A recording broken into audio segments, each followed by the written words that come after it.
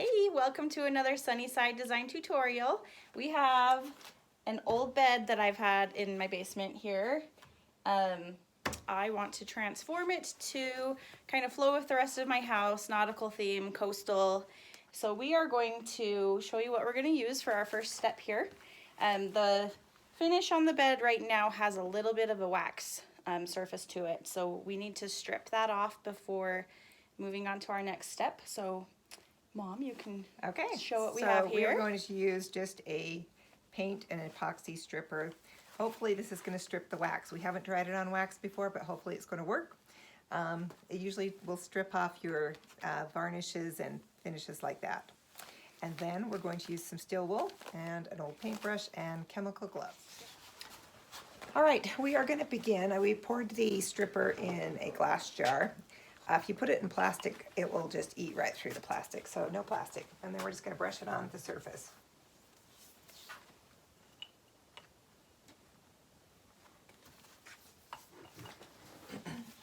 And we chose a stripper that is thick, kind of like a gel consistency. Just show you a little bit. It's a little bit thicker instead of runny, so it'll cling to the wood when we have it in an upright position.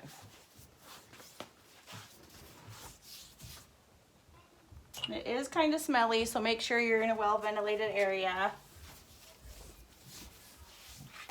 All right, we have put the stripper on the entire headboard, and then we have let it sit for 15 minutes. And now we're just going to take some steel wool, and we're just going to kind of rub in a circular motion, and that's going to lift off the finish. This bed, we believe, just has like a not furniture polish, but a wax coating like you would wax over chalk paint, that kind of a coating on it. It didn't really have a varnish, but yet there was some sort of coating on it so that it wouldn't accept stain. So that's why we needed to strip that finish off. So now we're going to go ahead and just work in a circular motion, pulling off that finish.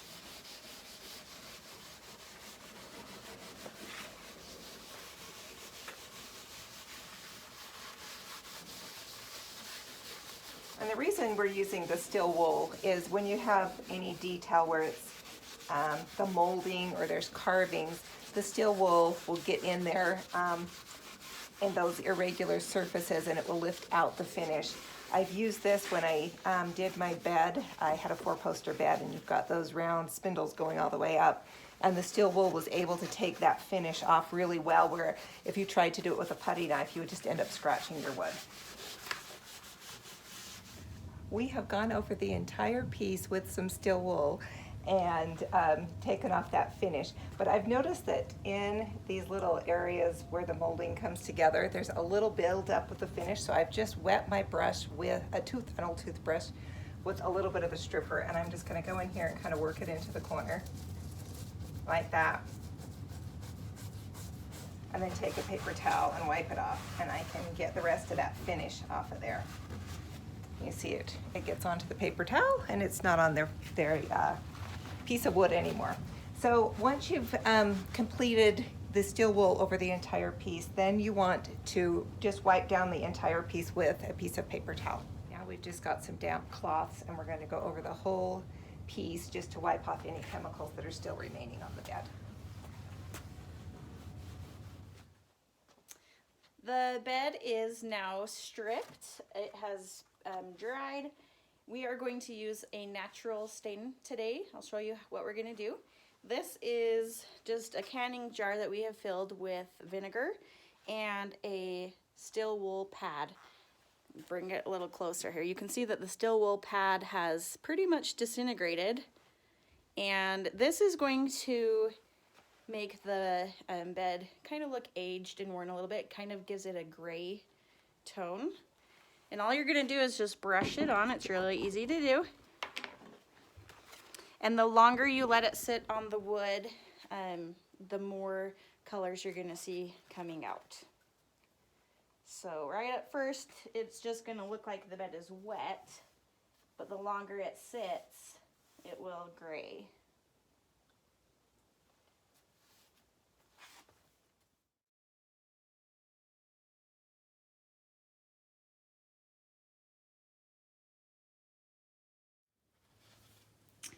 we have let the natural vinegar still wool stain mixture sit on the bed for a couple of hours. The piece is dry now, so I just wanted to show you the difference side by side here. This is one of the boards that goes flat under the bed to let the mattress sit on, and that's the original color that we started with. So I'm going to come up close here to show you how cool this looks. It just gives it a really aged look, and this was just one stroke of the paintbrush.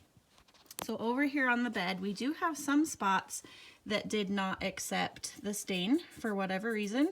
I don't know if it's a little bit of glue from when they assembled the bed, or maybe some stain that we didn't get off. So we're going to take a little bit of sandpaper to it and then try to brush a little bit of the natural stain on it again to see if those spots will take.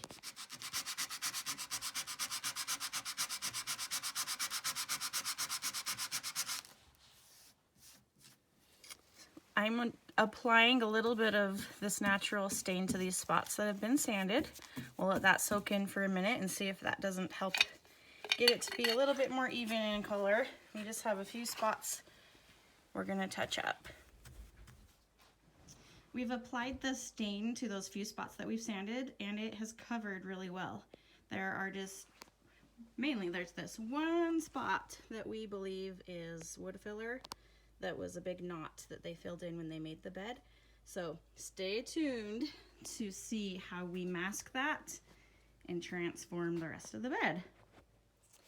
We've touched up these other parts. Now you can see the bed is more uniform in color. So we are ready to go ahead with the wax. This is a white wax from Behr. You can see what it looks like here. And we are going to apply this to the bed now. You want to use a fair amount of pressure to get it into these grooves and around these big bolts on the bed. And after I do a little section, my mom's going to come by with her paintbrush, a really coarse paintbrush. I'll show you. And it will just add a little bit of streaking to the area that I am applying wax.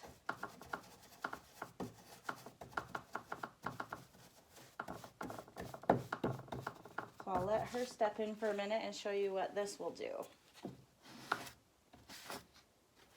We'll give a close-up too once the whole bed is finished, but we'll keep working here and show you. And by using this chip brush, we're getting some streaking in with the wax, which is what we're going for, because we want it to look like it's a weathered coastal piece is what we're going for. I'm going to come over this way so I can angle down here a bit. You really work it into the grooves and the corners. That's what's going to make all these different carvings stand out, is this wax. You can use a swirling motion, make sure you're getting it in there. And you don't want to leave too much excess on there, so once you've got it in the grooves, just go ahead and swipe down.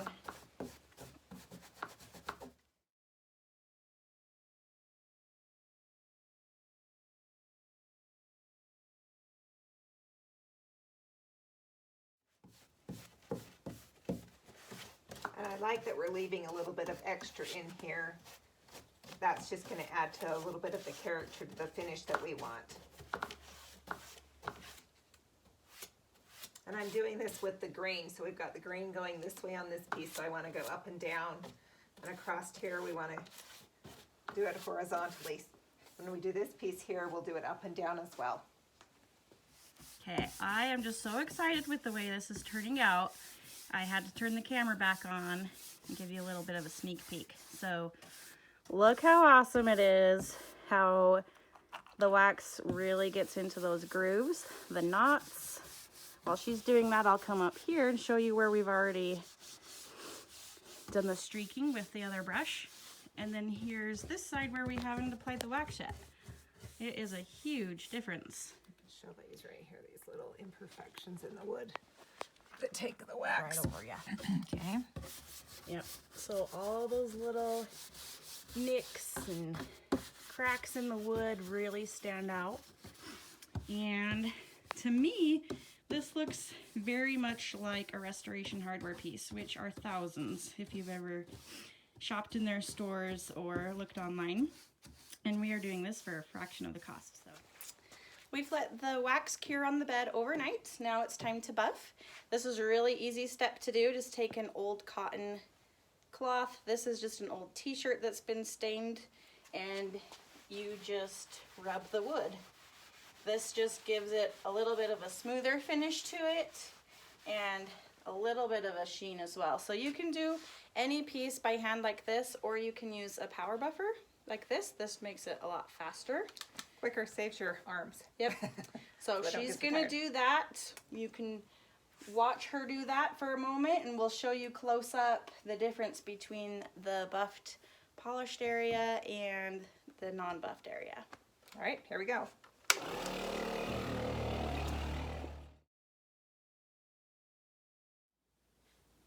Okay, I just wanted to show you what the buffing does. You can see we've got a little bit of a sheen here to the wood. And as I go this way, you can see where it is flat. This is where we have not buffed yet. So that's what buffing does. It makes it a little bit smoother and just gives it a teeny bit of a sheen. So we're gonna keep buffing it and show you the finished piece. This is so easy and fun to do. My 7-year-old wants to do it too. So show him how it's done.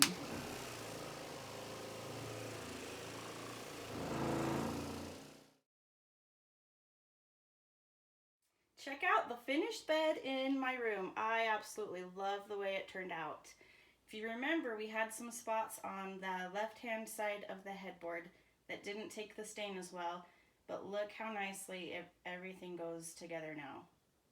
We even had a spot over here on the right-hand side that we think was wood putty filling in a knot hole, but when you're looking at the bed as a whole, it really looks fine. The white wax helped to kind of fill everything in, help everything look cohesive.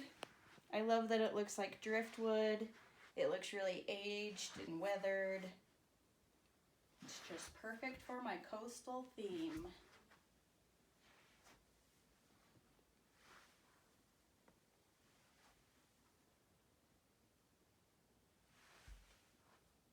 Hey, it's Casual Friday around here. I'm in my lazy hat, no makeup on, got a nasty cold sore on my face, and I'm sharing that all with you. I hope you enjoyed our tutorial and you like the look of the bed. And if you paid close attention, you've noticed that we didn't reveal the wall to you. We have another video coming up shortly on the accent wall behind me, which we can't wait to reveal to you, so stay tuned for that. Like and subscribe to our channel so you don't ever miss one of our tutorials. See you then. And as always, here at Sunnyside Design, we hope to bring your home to the sunny side of the street.